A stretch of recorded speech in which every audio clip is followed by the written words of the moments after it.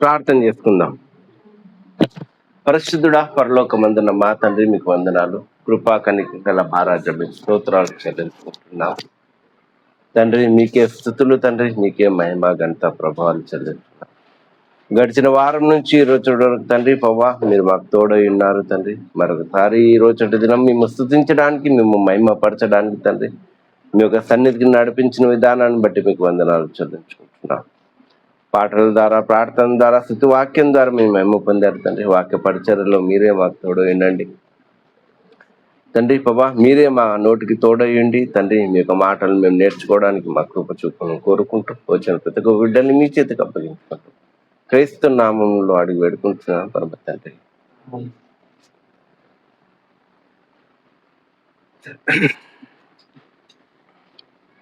తండ్రి అయిన దేవుని స్తుతిస్తూ కూడి వచ్చిన మీ అందరు కూడా యేసుక్రీస్తు నామంలో వందనాలు చెల్లిస్తున్నాను.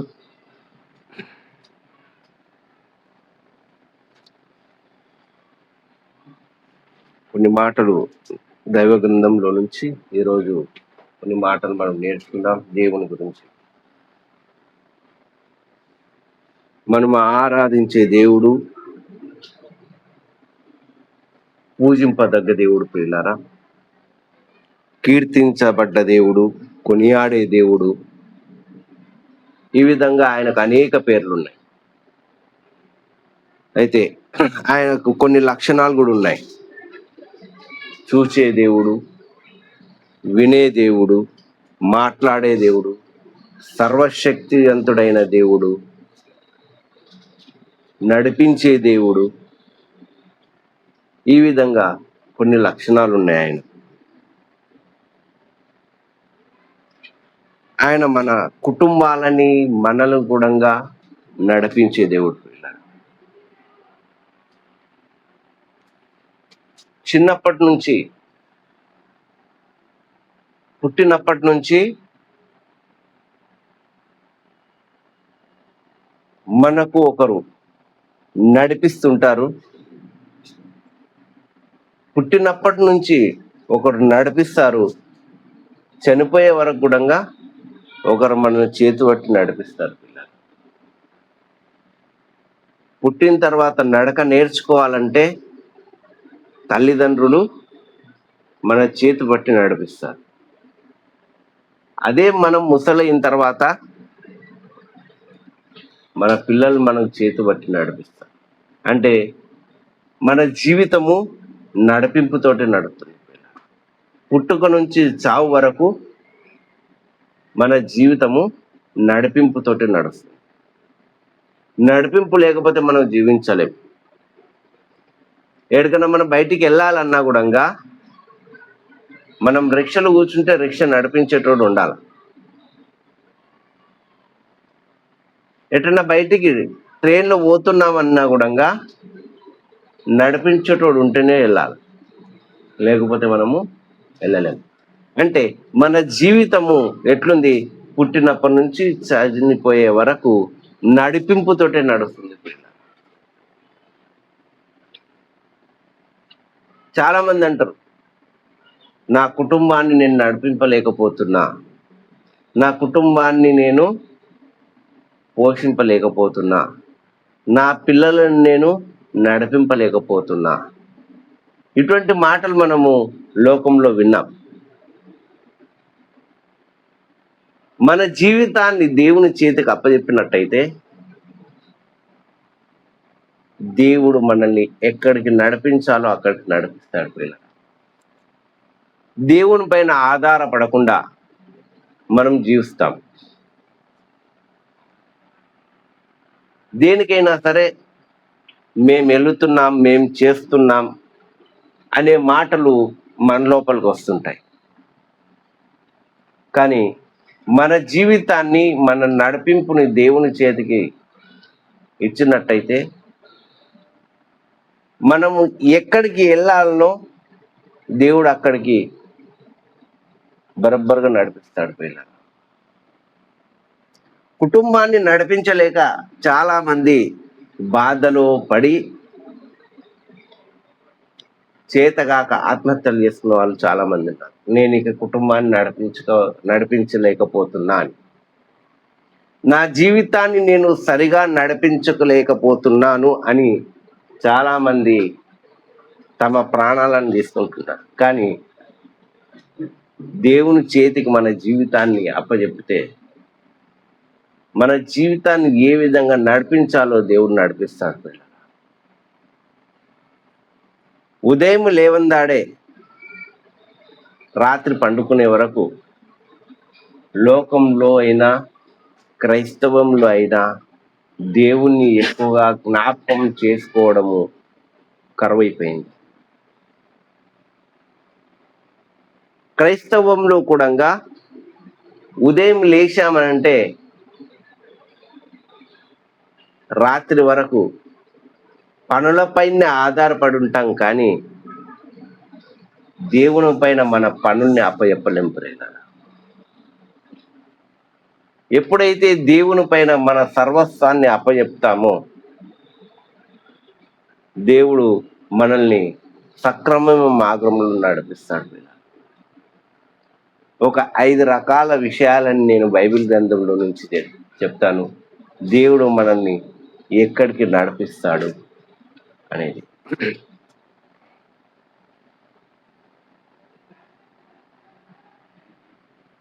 ఆదికాండము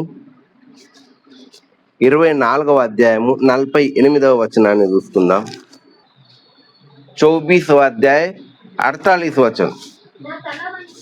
నా తల వంచి యెహోవాకు మ్రొక్కి అబ్రాహామును నా యజమానుని దేవుడైన యెహోవాను స్తోత్రము చేసి తిని, ఏలయనగా ఆయన నా యజమానుని యొక్క సహోదరుని కుమార్తెను అతని కుమారునికి తీసుకొనున్నట్లు సరి అయిన మార్గమందు నన్ను నడిపించెను. దేవుడు సరి అయిన మార్గానికి మనం నడిపిస్తాడు పిల్ల. ఎప్పుడు నడిపిస్తాడంటే తల వంచి యెహోవాకు మ్రొక్కి అబ్రాహామును నా యజమానుని దేవుడైన యెహోవాకు స్తోత్రము చేసి తిని. తల వంచి దేవునికి మ్రొక్కి దేవునికి స్తోత్రం చెల్లించినప్పుడు ఏం చేశాడట? ఆయన సరైన మార్గానికి నడిపించాడు. మన జీవితాలలో జరిగే సమస్యలకు, వచ్చే ఆపదలకు, ఇరుకులకు, ఇబ్బందులకు మనము దేవునికి స్తోత్రం చెల్లించి మన జీవితాన్ని ఎప్పుడైతే తలవంచి ఆయన చేతికి అప్పజెప్పుతామో ఆయన మన జీవితాలను సరైన మార్గాలకు నడిపిస్తాడు. పిల్లలు, ఈరోజు క్రైస్తవంలో ఉన్న వాళ్ళ జీవితాలు ఏ విధంగా ఉన్నాయో ఒక్కసారి జ్ఞాపకం చేసుకోండి. సరి అయిన మార్గాలలో ఉన్నారా, లేక ఇరుకు ఇబ్బందుల సమస్యల్లో ఉన్నారా? నేను దేవుని సన్నిధిలో చాలా భక్తిగా ఉన్నాను అనుకుంటారు, గొప్ప గొప్ప మాటలు చెప్తారు, కానీ వాళ్ళ జీవితాల్లో తొంగి చూసినట్టయితే కుటుంబాల్లో సమస్యలు ఉన్నాయా లేవా అర్థం చేసుకోండి.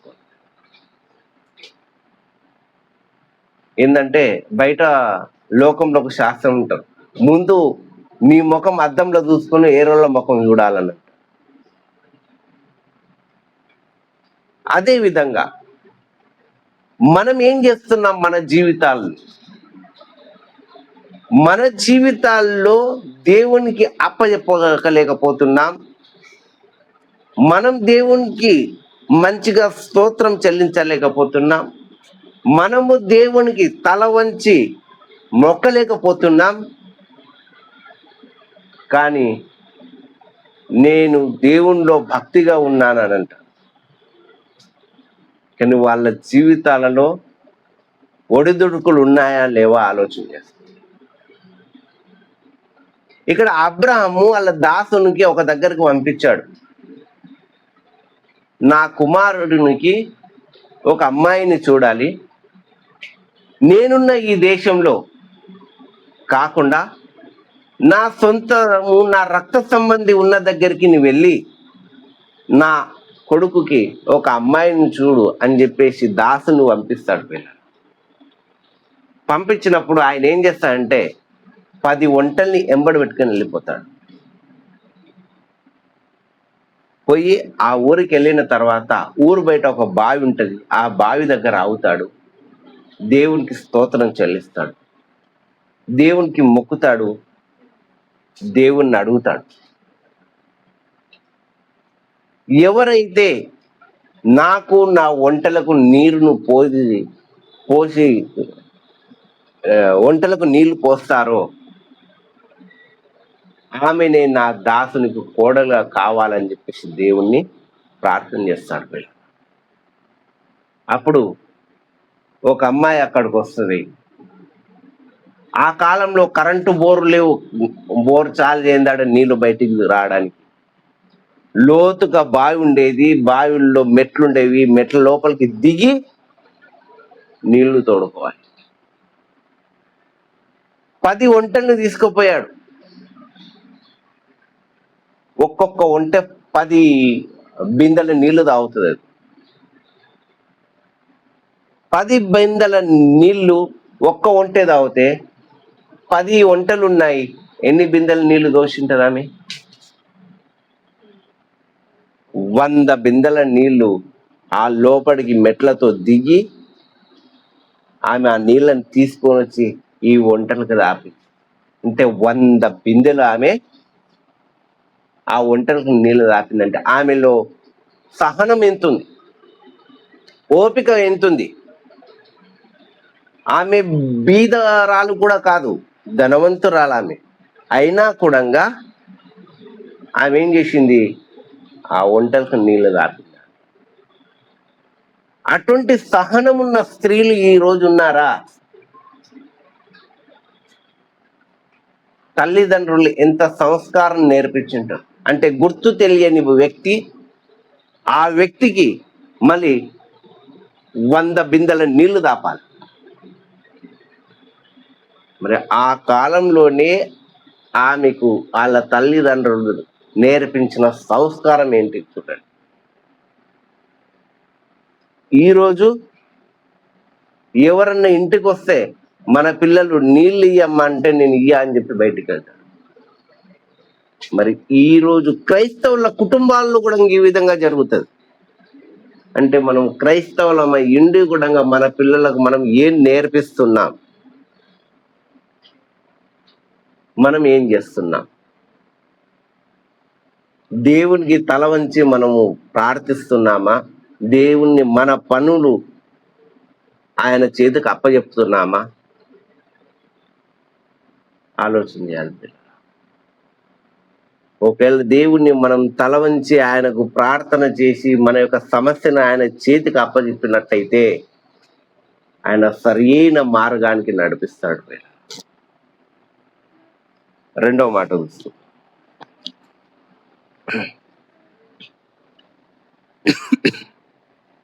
కీర్తనలు 78వ అధ్యాయము 13వ వచనం, భజన్ సహిత 78 అధ్యాయం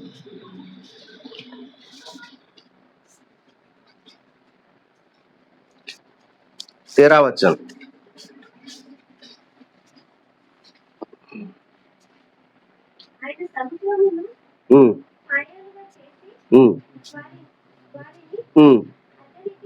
అద్దరికి నడిపించను, రాశిగా నిలిపెను. ఆయన సముద్రమును పాయలుగా చేసి వారిని అద్దరికి నడిపించెను. కీర్తన చదవమ్మా, ఇందులో చదువు. दो भाग करके उन्हें पार कर दिया, ఖడా కర్ దియా. అద్దరికి అంటే మన తెలుగు భాషలో స్పష్టమైన భాష. అద్దరికి అంటే దానికి అర్థం ఏంటిది? ఎవరికైనా తెలుసా? అద్దరికి అంటే ఒడ్డుకు. అద్దరికి అంటే ఒడ్డుకు. దేవుడు మన జీవితాలను ఒడ్డుకు చేర్పిస్తాడు. బయట సముద్రంలో ఉన్న అలలుగా ఉన్న మన జీవితాలని దేవునికి మనం అప్పచెప్పినట్టయితే మన జీవితాన్ని ఏం చేస్తాడు? సముద్రంలో ఉన్న అలల్లాగా కొట్టుకుపోకుండా ఆయనను మన జీవితాలను ఏం చేస్తాడు? ఒడ్డుకు నడిపిస్తాడు. ఇక్కడ ఇజ్రాయేళ్ల జీవితాలను ఏం చేశాడు దేవుడు? ఒడ్డుకు నడిపించాడు. కష్టకాలంలో ఉన్న ఇజ్రాయేళ్ల జీవితాలని సముద్రంలో కొట్టుకుపోయే వాళ్ళ జీవితాలని ఏం చేశాడు? ఒడ్డుకు నడిపించాడు. వెనుక నుంచి ఎవరు వస్తున్నారు? ఫారో సైన్యం వస్తుంది. ముందర సముద్రం ఉంది. వెనక్కి వెళ్ళాలన్నా ఫారో సైన్యం ఏం చేస్తుంది? చంపేస్తుంది. ముందుకెళ్ళాలన్నా సముద్రంలో కొట్టుకోపో. ఆ సమయంలో వాళ్ళు ఏం చేశారు? దేవునికి మొక్కారు, తమ జీవితాలను ఆయనకు అప్పచెప్పారు. ఫారో చేతిలో నుండి మమ్మల్ని నడిపించావు తండ్రి, మరి ముందల సముద్రం ఉంది, వెనక సైన్యం ఉంది, మా జీవితాలు మీ చేతికి అప్పగిస్తానని అన్నప్పుడు సముద్రాన్ని దేవుడు ఏం చేశాడు? 2 పాయలుగా చేసి నీళ్లను ఒక రాశిగా నిలబెట్టి వాళ్ళను సముద్రం నుంచి ఒడ్డుకు నడిపించారు. వాళ్ళు ఒడ్డుకు నడిచిన తర్వాత ఫారో సైన్యము సముద్రంలో కొట్టుకుపోయి. మన జీవితాలని దేవుని చేతికి అప్పగిస్తే ఎటువంటి ఆపద రాకుండా మన జీవితాన్ని ఏం చేస్తాడట? ఒడ్డుకు నడిపిస్తాడు. మొట్టమొదటిది ఏం చేస్తాడు?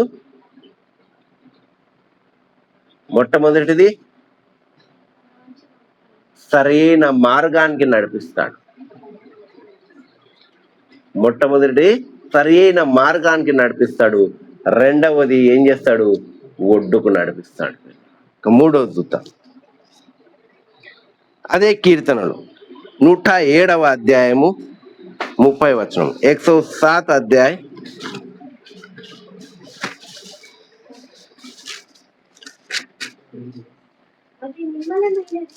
30 वचन 107:30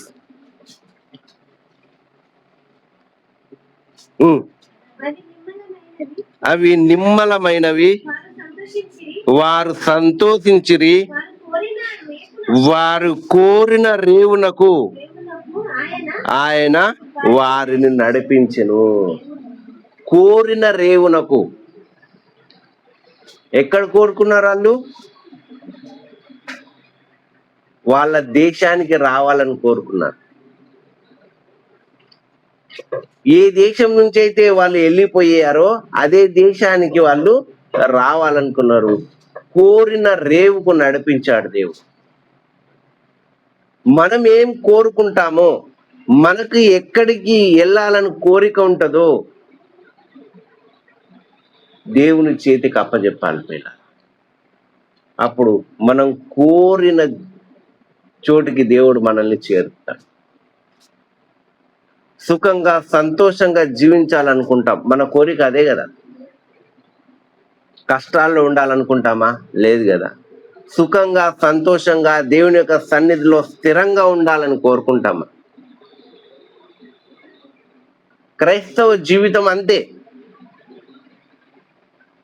క్రైస్తవ జీవితంలో దేవుని యొక్క సన్నిధిలో స్థిరంగా ఉండాలని చెప్పేసి దేవుడు అంటే, క్రైస్తవుల్లో చాలా మంది దేవుణ్ణి నమ్ముకుంటే ఇష్టం వచ్చిన కోరికను కోరుకొని ఆపదలో పడుతున్నారు. దేవుడు ఏమంటున్నాడు? నా రాజ్యానికి మిమ్మల్ని తీసుకుని వెళ్తానంట. నేను ఎక్కడి నుంచి మిమ్మల్ని పంపించానో అదే స్థలానికి మళ్ళీ మీరు రావాలి అని అంటున్నాడు. జీవిత కాలంలో ఆయన ఇచ్చిన వయస్సు 60 సంవత్సరాలు లేక 70-80 సంవత్సరాల కాలంలో కోరుకునేది ఆయన స్థానానికి వెళ్ళాలని చెప్పేసి. కానీ మనిషి ఏం చేస్తున్నాడంటే కోరికల లోపల పడుతున్నాడు. లోకపు కోరికలు, ప్రపంచపు కోరికల్లో పడుతున్నాడు. నేను ధనం సంపాదించాలి, ఆస్తి సంపాదించాలి, ఆస్తులు సంపాదించాలి. మరి అటువంటప్పుడు కోరిన రేవుకు దేవుడు ఏ విధంగా నడిపిస్తాడు?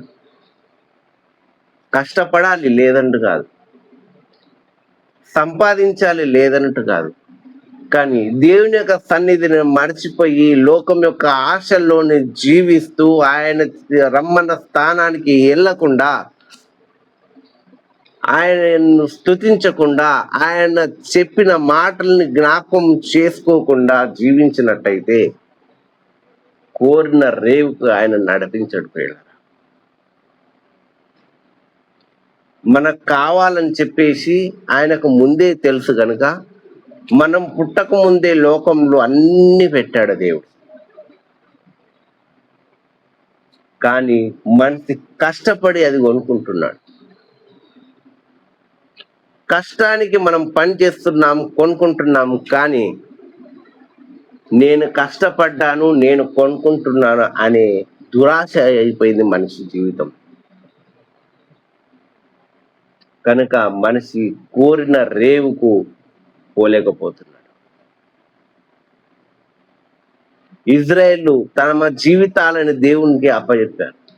వాళ్ళలో కొంతమంది భక్తిగా ఉన్న వాళ్ళని కూడా చెరిపించారు. అదేవిధంగా క్రైస్తవుల్లో కూడా చాలా మంది ఉన్నారు భక్తిగా ఉన్న వాళ్ళని చెరగొట్టేవాళ్ళు. మేసే గాడిదని వచ్చి ఏదో కూసే గాడిద చెరగొట్టిందట.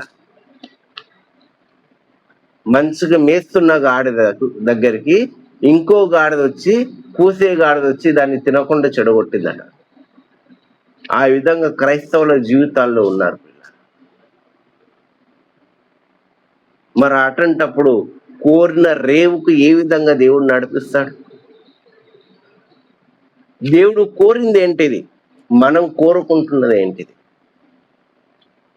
ఆయనకు స్తుతించడం, మన జీవితాలను ఆయనకు అప్పచెప్పడం, అంతే ఆయన కోరాడు. కానీ మనిషి లోకం యొక్క కోరికల ఆశలకు పడి దేవుణ్ణి మర్చిపోయాడు. ఆయన స్థానానికి మనం వెళ్ళలేకపోతున్నాం.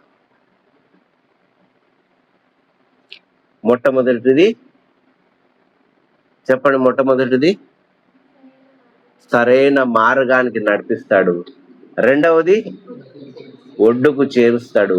మూడవది కోరిన రేవుకు నడిపిస్తాడు. నాలుగో చూస్తాడు. ఎస్తేరు 6వ అధ్యాయము 11వ వచనం. ఆ ప్రకారమే హామాను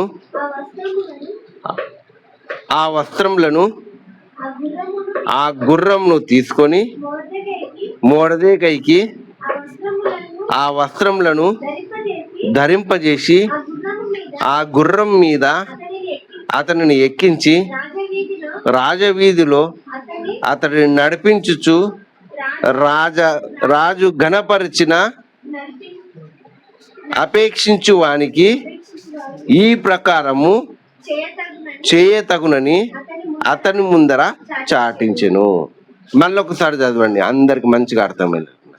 ఆ ప్రకారమే హామాను ఆ వస్త్రములను ఆ గుర్రంను తీసుకొని మొర్దెకైకి ఆ వస్త్రములను ధరింపజేసి ఆ గుర్రం మీద అతనిని ఎక్కించి రాజవీధిలో అతను నడిపించుచు రాజు ఘనపరచని అపేక్షించు వారికి ఈ ప్రకారము చేయ తగునని అతని ముందర చాటించెను.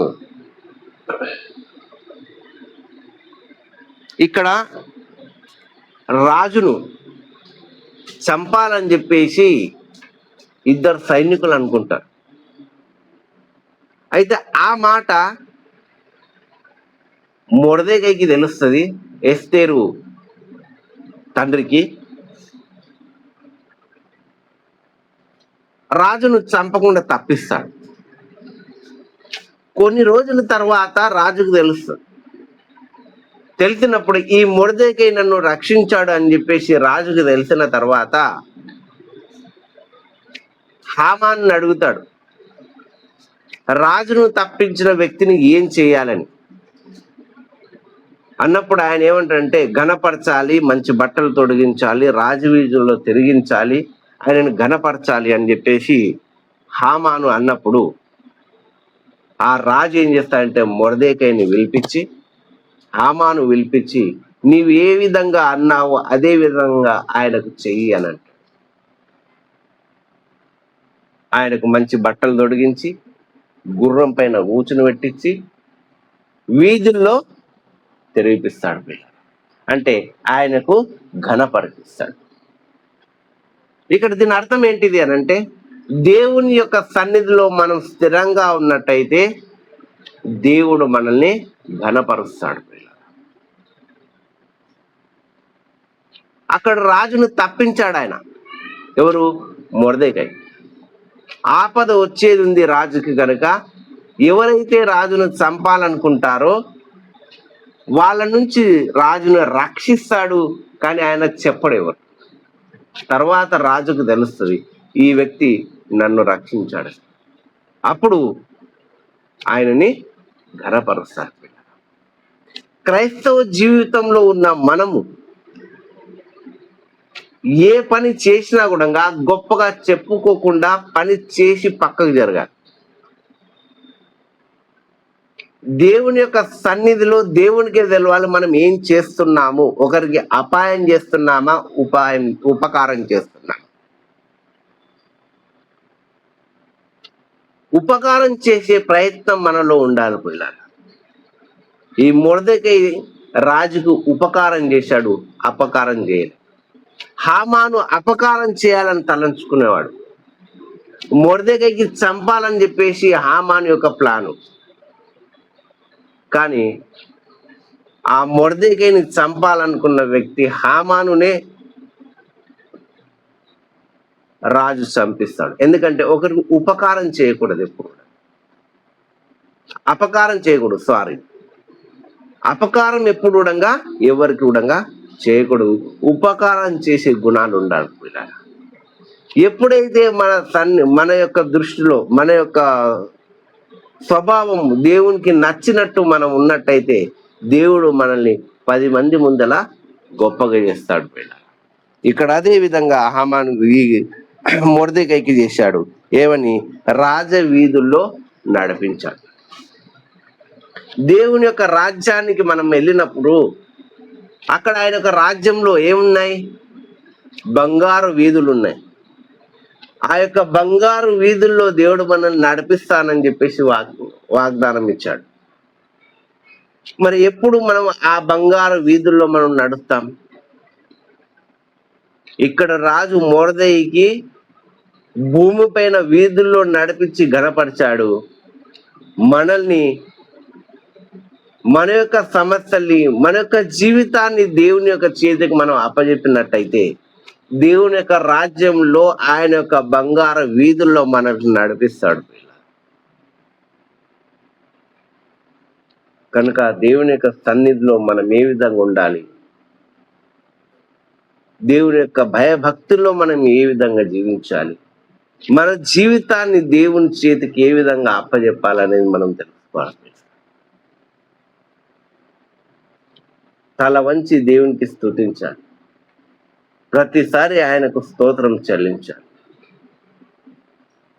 మన పైన నమ్మకం ఉంచుకొని తరతరాల తర్వాత ఆయన మనల్ని ఈ భూమిపైకి నడిపించాడు. ఆయన సన్నిధిలో మనల్ని ఉంచాడు. ఒకవేళ మన పైన నమ్మకం లేకపోతే ఈ రోజు మనము అన్యుల్లా లోకంలో ఉండేవాళ్ళం. నన్ను నమ్ముకుంటాడు, నా పైన ప్రేమ ఉంచుతాడు, నా దగ్గరికి మళ్ళీ వస్తాడు అని చెప్పేసి ఆశతో ఆయన మనల్ని భూమిపైకి నడిపించాడు. నా భక్తిలో ఉంటాడు అని చెప్పేసి. లేకపోతే మనము లోకంలో ఉండేవాళ్ళం, దేవుణ్ణి మనము తెలుసుకునే వాళ్ళం కాదు. మన పైన ఆయన నమ్మకం ఉంచాడు. అదే నమ్మకాన్ని మనం దేవుని పైన ఉంచుతున్నామా? భక్తిని చూపిస్తున్నామా? దేవునికి ప్రేమను చూపిస్తున్నామా ఆయనకు? క్రైస్తవుల్లో 99% దేవుని పైన భక్తి లేని జీవితాలు ఉన్నాయి. అందుట్లో మనమున్నామా? ఒకసారి గ్రహించండి. రాజ వీధుల్లో నడిపిస్తానని చెప్పేసి దేవుడు వాగ్దానం ఇచ్చాడు. ఆ వీధుల్లో మనం నడవగలుగుతామా? నడవాలి అని చెప్పేసి ఆశ ఉండాలి ప్రియులారా. ఆ కోరిక ఉండాలి, ఆ భక్తి ఉండాలి. అప్పుడే మనము ఆయన కట్టిన బంగారు వీధుల్లో మనం నడవగలుగుతాం. బైబిల్లో ఉన్న ఒక అక్షరం ఇటు ఓదట అటు ఓదట. ఆయన తప్పుగా రాయించలే ఏ మాట కూడా. నెరవేర్చే దేవుడు ఆయన. ప్రతి ఒక్క మాట మానవునికి నెరవేర్చే దేవుడు. కానీ మనమే ఏం చేస్తున్నాం? మన మాటల్ని మనం నెరవేర్చుకుంటలేం దేవుని సన్నిధి. చివరి మాట చూసుకుందాం.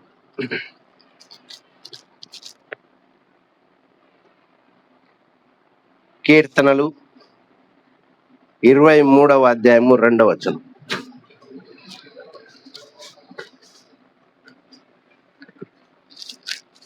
తెలివిస్దో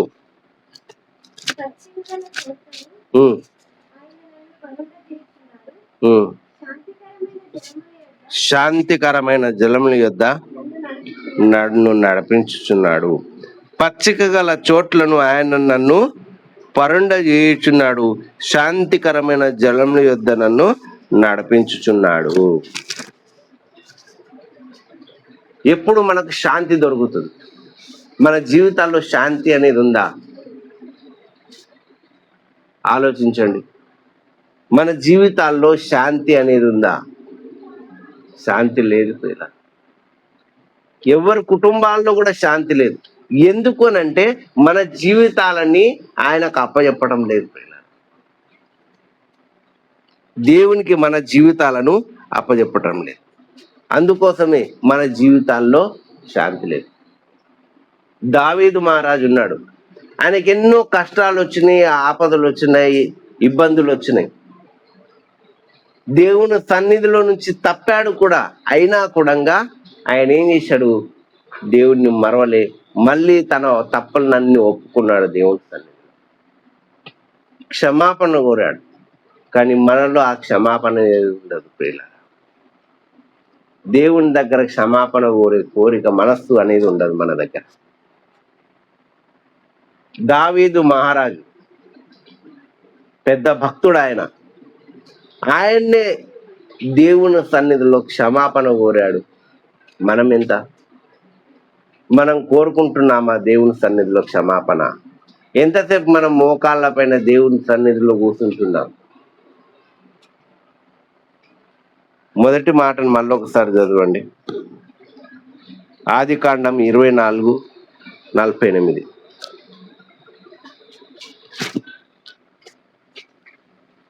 ఆదికాండము 24:48.